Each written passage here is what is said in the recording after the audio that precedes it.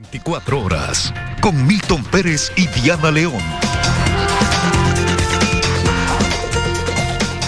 Amigos, buenas noches. Bienvenidos a 24 horas, otro escándalo en el país. Ahora por los carnés de discapacitados. Aparecieron asambleístas, beneficiarios de los carnés para discapacitados. Ya mismo les contamos detalles. Hola, Diana. ¿Qué tal, Milton? Amigos, muy buenas noches. Así es, empezamos con otra noticia. Franklin Lara, el piloto que habría ayudado a escapar a Daniel Salcedo, rindió este miércoles su declaración en la Fiscalía. Según Lara, él no conocía el ilegal trayecto y culpa al piloto fallecido. Apareció Franklin Lara 23 días después del intento de fuga de Daniel Salcedo. El piloto que lo llevó hasta Perú rindió su declaración este miércoles en la Fiscalía. Durante 3 horas, Lara contó qué fue lo que supuestamente habría sucedido la mañana del 8 de junio. A su salida no dio declaraciones a la prensa, pero quien sí habló fue el abogado de la familia Adum, dueña de la avioneta en la que viajó Salcedo y que estuvo presente en la diligencia. Se confirma que Lara sí salió de Guayaquil y llegó a Perú. Él sería el quinto pasajero que logró escapar de la nave antes que llegara la policía. Lo que él manifiesta es que una vez que hubo el accidente fue ayudado por gente de ahí mismo y él fue atendido por una triciclovía, una moto de esas que hay por los pueblos, y que fueron esas personas los que lo ayudaron. Lara dijo al fiscal que fue Alfredo Espinosa, su compañero fallecido en el accidente, quien le quitó el mando de la nave para aterrizar en suelo extranjero. Que en el descuido de él ya se puede identificar que hubo un forcejeo y es la razón por la que él determina que se cae el avión. No es que se estrella ni nada, y que por la falta de aire cae. Y esa es lo que él ha narrado. Y aseguró que los pasajeros, entre ellos Daniel Salcedo, fueron llevados por Espinosa y no por él. Asume que la principal participación sería del piloto que hoy está fallecido. Esto mientras el fiscal que lleva a cabo las investigaciones por fraude procesal viajó este miércoles a Tumbes para realizar la inspección técnica de la avioneta. Más temprano, Jocelyn Mieles, novia de Daniel Salcedo, se presentó en la Fiscalía pero no dio declaraciones. Ella porta un grillete electrónico y debe acudir todas las semanas ante las autoridades por presunto fraude procesal en el intento de fuga de su pareja. Joana Ramos, 24 horas. Luigi García Cano, ex asambleísta alterno de Dalo Bucaram, es la defensa de Daniel Salcedo. García, que también ejerció la defensa de Washington Prado, conocido como alias Gerald, narcotraficante, dice que Salcedo colaborará en las investigaciones. El estado de salud de Daniel Salcedo va mejorando tras el accidente del pasado 8 de junio en Tumbes, cuando intentó escapar del país.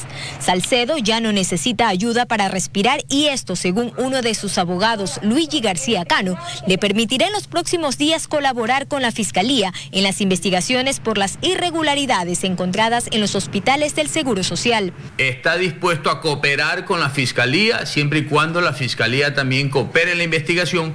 Sobre la obtención del carné de discapacidad de Salcedo, García aseguró que él tiene todos los certificados médicos que comprueban su discapacidad auditiva del 41% y que esto será demostrado una vez que la Fiscalía solicite las pruebas. La Fiscalía investiga a Daniel Salcedo por varios delitos, entre estos peculado, asociación ilícita, fraude procesal y lavado de activos.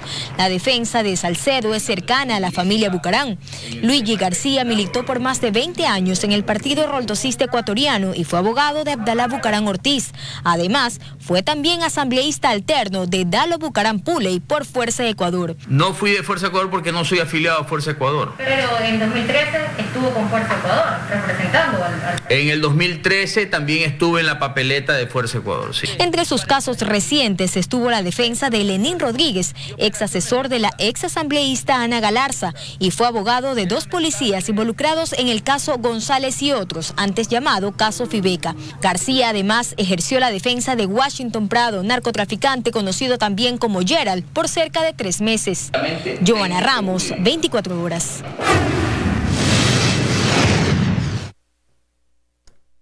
La emisión de carnés de discapacidad y los beneficios de los mismos también salpica a la Asamblea Nacional. Algunos legisladores y sus familiares tienen carnés de discapacidad. Ellos lo justifican. Aquí el detalle. Primer nombre en saltar fue el de Marcia Arregui, asambleísta del oficialismo, que según la base del Ministerio de Salud tiene un 56% de discapacidad. Buscamos a Arregui, pero dijo no estar en condiciones de salud para una entrevista. Sin embargo, envió documentación sobre un certificado médico respecto a una enfermedad relacionada al corazón, pero no se detalla nada más. Arregui también ha sido señalada por el supuesto reparto de hospitales y tiene una investigación previa abierta en Fiscalía desde el 2018. La denuncia la hizo Fabricio Villamar. Villamar también está en la lista de legisladores que poseen un carné en la que se señala él tiene 51% de discapacidad.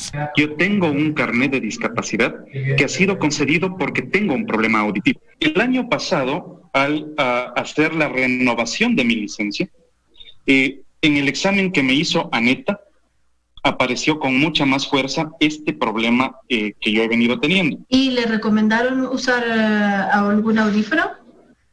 No, aún no.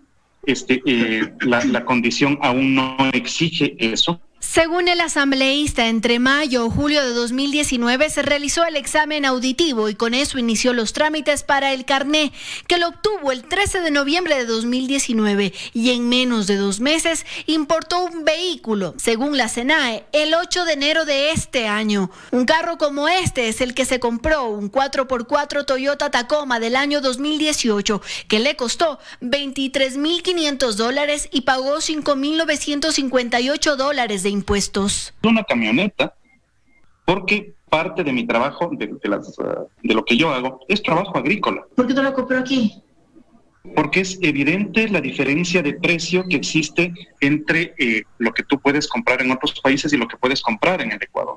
Y si es que la ley te franquea esa posibilidad, yo lo que hice es el uso de una posibilidad amparada en la ley.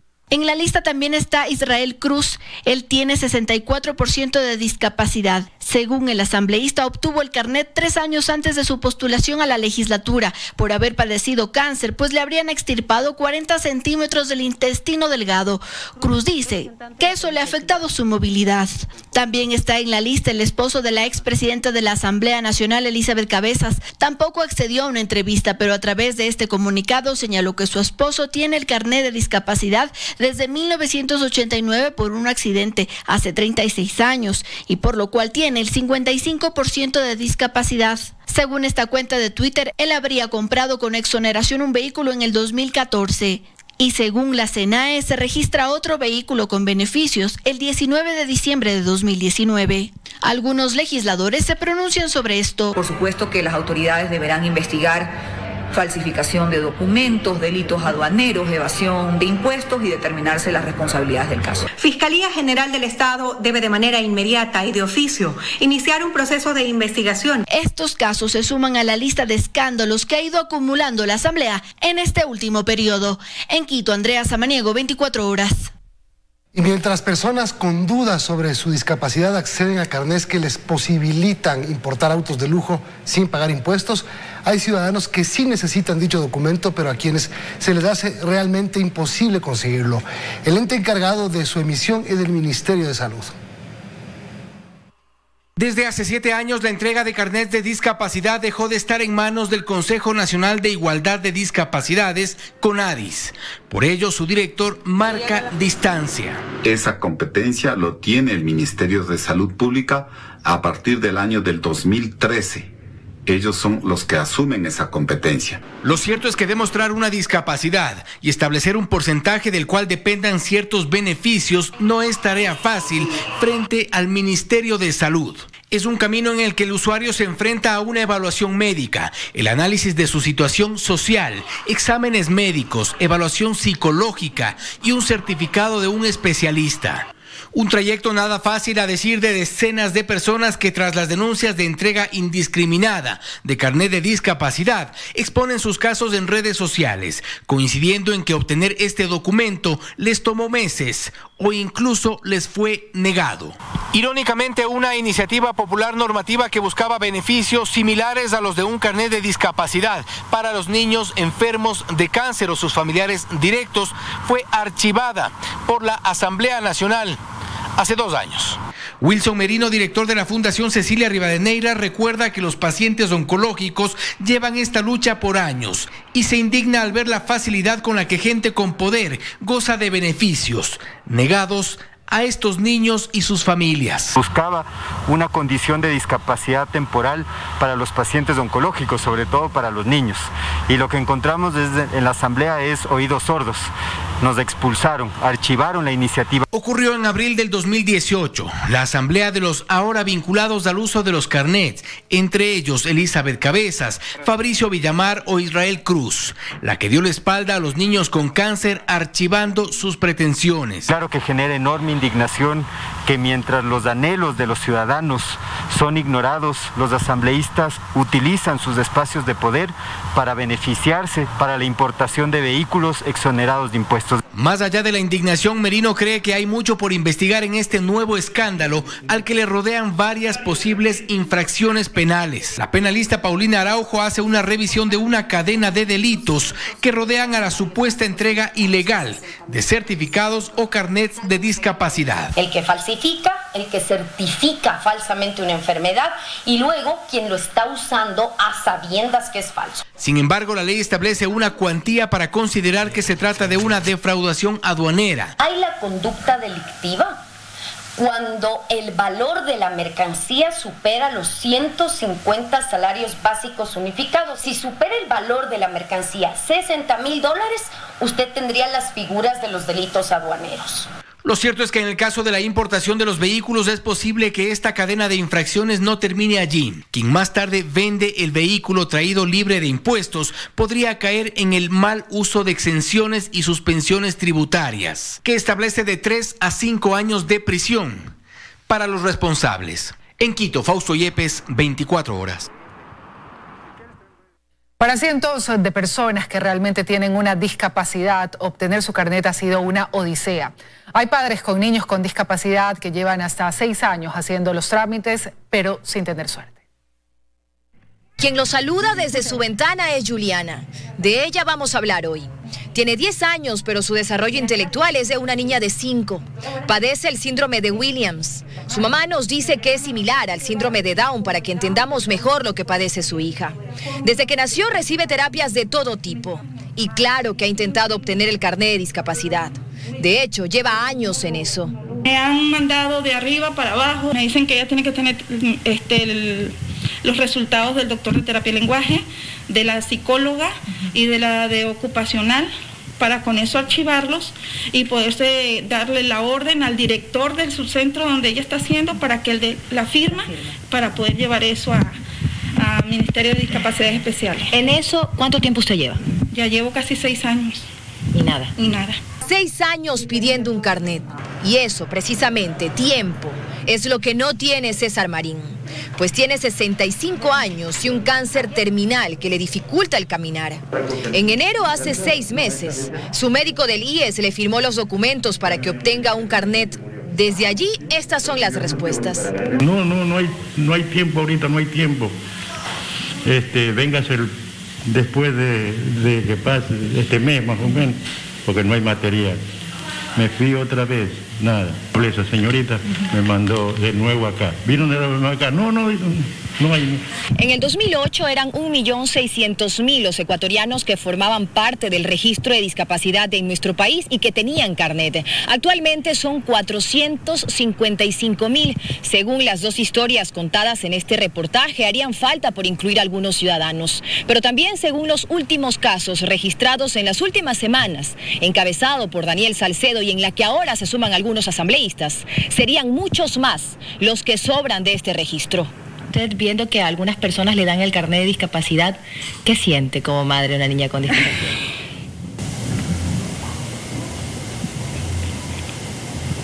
Indignación, porque no es justo que abusen de los inocentes. Eso se llama abuso. Se aprovechan porque tienen dinero, pueden comprar el cielo y la tierra porque tienen dinero, y los que realmente necesitan, ya, no lo obtienen. Señorita linda, que tan injusticia en la vida. Diosito lindo, no están en los zapatos de ellos. Usted cree lo que yo siento. Es amargo. Desde el CONADIS, una vez más y ahora a través de un comunicado, dejan claro que la competencia de calificación, registro y acreditación de personas con discapacidad la realiza el Ministerio de Salud Pública desde hace 7 años. Conociendo esto, hemos recurrido al Ministerio de Salud Pública, pero esta cartera de Estado sigue sin responder las solicitudes de información que hemos pedido por diversos medios, sin que conozcamos con ayuda de quién se entregaron los carnet y si hubo o no violaciones a los procesos. Hoy sumamos un día más al silencio del Ministerio de Salud. Dayana Monroy, 24 horas. El gobierno suspendió la importación de vehículos con carnets de discapacidad y anunció reformas para evitar abusos con respecto a los beneficios. Tras condenar los hechos, el presidente de la República también anunció que se investigarán estas irregularidades. En el gabinete ampliado, las autoridades de gobierno censuraron y cuestionaron duramente el mal uso del carnet de discapacidad para beneficios personales por parte de quienes se favorecieron de la importación de vehículos exonerados y, entre otras cosas, beneficios tributarios. Personas inescrupulosas obtienen carnets de discapacidad fraudulentos para acogerse a los beneficios. Lo que han hecho es aprovecharse vilmente de los derechos de las personas con discapacidad, que son quienes realmente necesitan de estos justos beneficios. No podemos seguir haciéndonos de la vista gorda ante lo que ha venido ocurriendo. Aprovecharse de la discapacidad, aprovecharse de un beneficio que se merece un ciudadano que sufre una condición de dificultad física, aprovecharse de eso para traer un vehículo de lujo. Hay que ser un miserable y merece ser sancionados con todo el peso de la ley. Las decisiones fueron inmediatas. El presidente anunció la paralización de los procedimientos para internar vehículos exonerados y además se anuncian reformas. La suspensión inmediata del proceso de exoneración de aranceles para estos casos. Segundo, la detención de vehículos importados con carnets fraudulentos. Tercero, la auditoría del Ministerio de Salud caso por caso. Cuarto, el Ministerio de Salud deberá investigar, denunciar y sancionar a los responsables. Quinto, a partir de ahora, las placas de esos autos tendrán un distintivo especial. Y sexto, reformaremos todos los instrumentos legales para que los beneficios vayan a quienes realmente lo requieren. El gran desafío es proteger los derechos de estas personas, de sus familias, y al mismo tiempo no permitir que nadie se aproveche de esos beneficios. Las denuncias fueron ya presentadas a la Fiscalía General del Estado, que deberá continuar con las investigaciones. Este organismo tiene ya toda la información y las pruebas. No solo el delito de importación de vehículos, sino también las indemnizaciones y beneficios laborales fraudulentos. Estos miserables deben pagar por sus actos corruptos. Petroecuador ha entregado ya una primera lista de trabajadores que han cobrado indemnizaciones, beneficiándose de carnets que aparentemente serían carnets fraudulentos. Ahora también desde el Ministerio de Salud y desde el IES, los médicos deberán justificar las razones por las que entregaron certificados de discapacidad. Los médicos, que son quienes califican, si han cometido una ilegalidad y han calificado irresponsablemente, también merecen una sanción. No solo ser destituidos de su cargo, sino sobre todo ser sancionados penalmente por estafa. Para luchar contra esto, las acciones anunciadas serán inmediatas. En Quito, María Gracia Costa, 24 horas.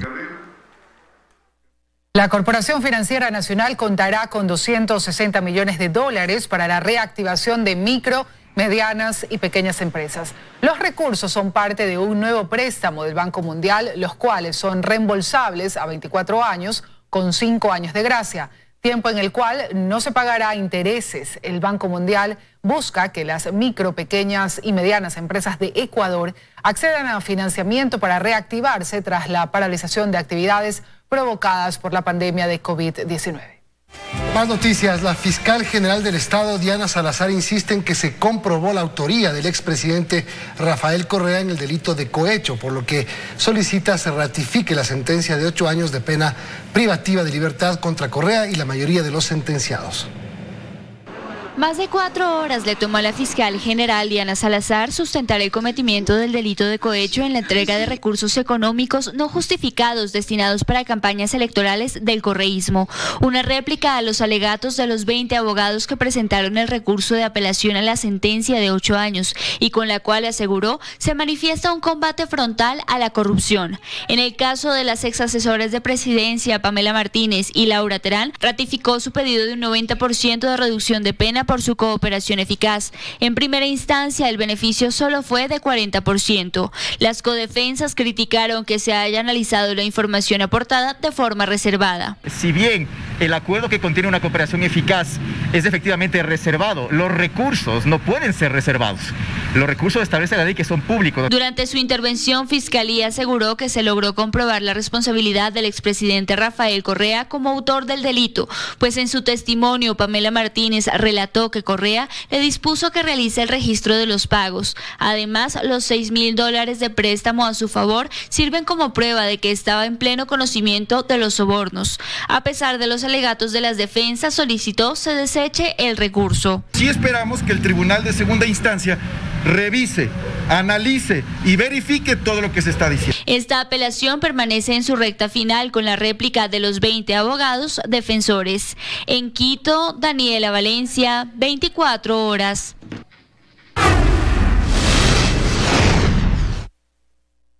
La ministra de Gobierno informó que en todo el país existe una disponibilidad hospitalaria del 60% y que disminuyó la atención de emergencias respiratorias. Pasamos de 4.900 a 1.300 emergencias respiratorias a nivel del país. Tenemos también a nivel nacional una disponibilidad del 60% de camas de hospitalización y de más o menos el 20% de unidades de terapia intensiva, de cuidado intensivo a nivel nacional. El medicamento Remdesivir, que ha sido aceptado por las autoridades sanitarias de la Unión Europea y los Estados Unidos para el tratamiento de pacientes con COVID-19, para ser importado por el Ecuador, la ARCSA establece 18 requisitos. Pero, ¿qué tan fácil sería traer el Remdesivir al Ecuador? La Agencia Europea de Medicamentos, EMA, recomendó el pasado jueves la autorización condicional para administrar antiviral Remdesivir a pacientes afectados por COVID-19. Lo propio hizo la Administración de Medicamentos y Alimentos de Estados Unidos, la FDA. Autorizó el uso de emergencia de este antiviral en la lucha contra el coronavirus. La pregunta es si se podría utilizar también en el Ecuador. Registrándolo normalmente usando la normativa local, sacando un registro sanitario.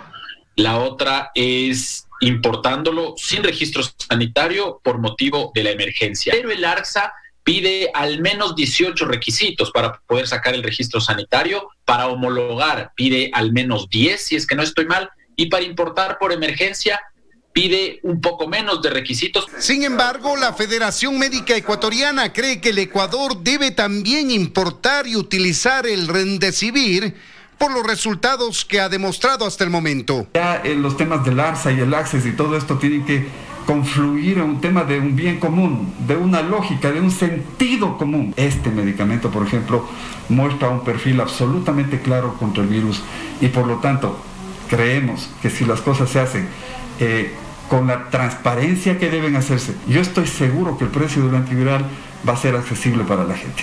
Esta farmacóloga sostiene que por encontrarse el medicamento aún en fase experimental, su importación al Ecuador luce complicada. Al ser un medicamento que no tiene registro sanitario en nuestro país, el proceso de importación es mucho más complejo. Si es para una situación privada, el bloqueo sería porque no tienen registro sanitario. Pero si es una institución pública, el bloqueo es porque no es un medicamento aprobado dentro del cuadro nacional. La vía más viable para hacerlo, dice la doctora Tarapuez, hubiese sido si el Ecuador se sumaba al plan Solidarity que lanzó la OMS a inicios de la pandemia para detectar el tratamiento más eficaz contra el coronavirus. Esa es la única forma, porque de otra manera el medicamento cuesta mucho, no tenemos una estructura realmente que nos pueda ayudar a hacer un ensayo clínico en el país. Realmente para eso hay que tener experiencia. La Unión Europea y Estados Unidos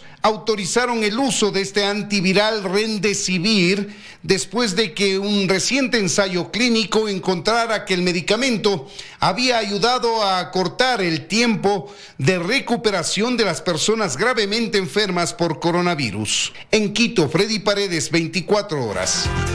Seguimos con más noticias y desde hoy aplica el toque de queda a las 11 de la noche para los cantones que estén en amarillo, excepto Quito. Vamos en vivo a ver cómo está la ciudad de Guayaquil. Luisa María Heredia nos cuenta detalles. Hola, Luisa.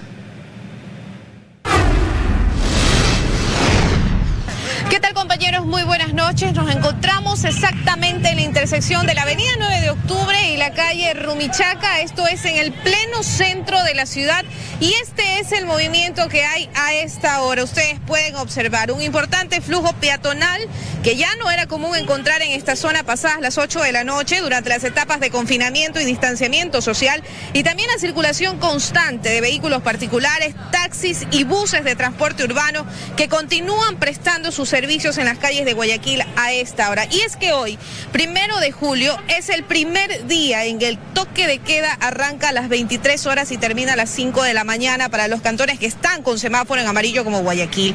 Este cambio en el caso de la urbe porteña se da luego de 42 días de haber pasado de rojo a amarillo, tiempo en el que el toque de queda iniciaba a las 9 de la noche, es decir, 2 horas antes, y después de 106 días de entrada en vigencia del estado de excepción. Si bien esta decisión del Comité de Operaciones de Emergencia Cantonal es una flexibilización de las medidas restrictivas que da cabida a la actividad nocturna, se mantiene prohibido el funcionamiento de bares, discotecas, karaokes y también los espectáculos en espacios abiertos o cerrados.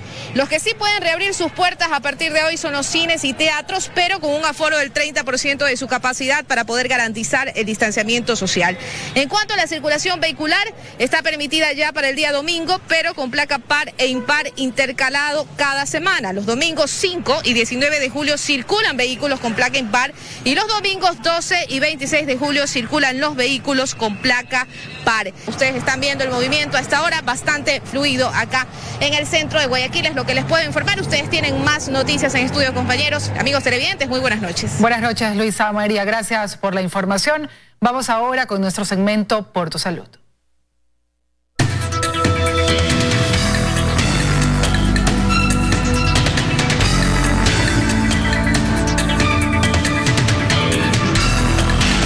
Por tu Salud.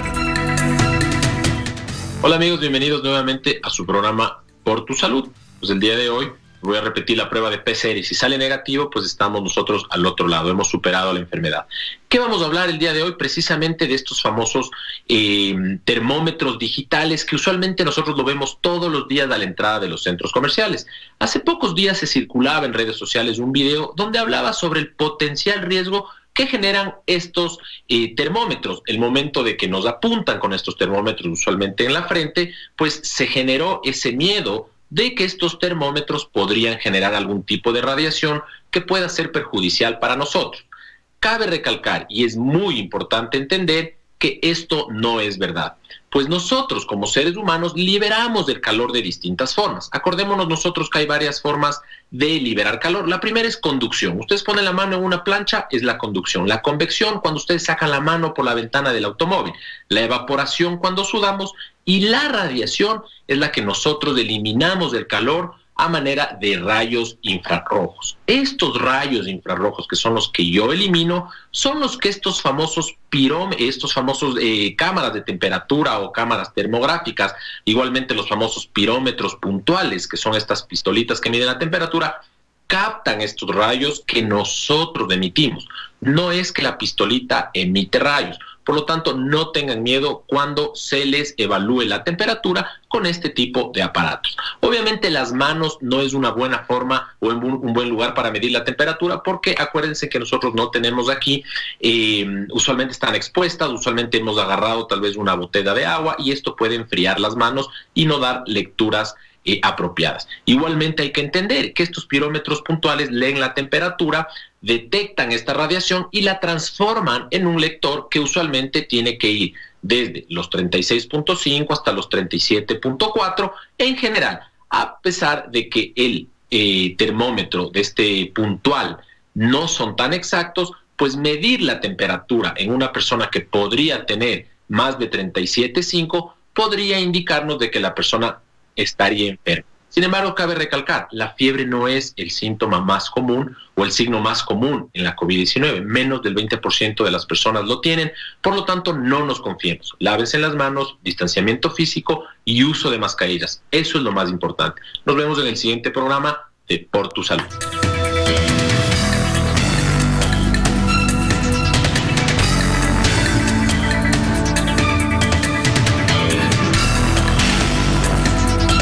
Tu Salud, con el auspicio de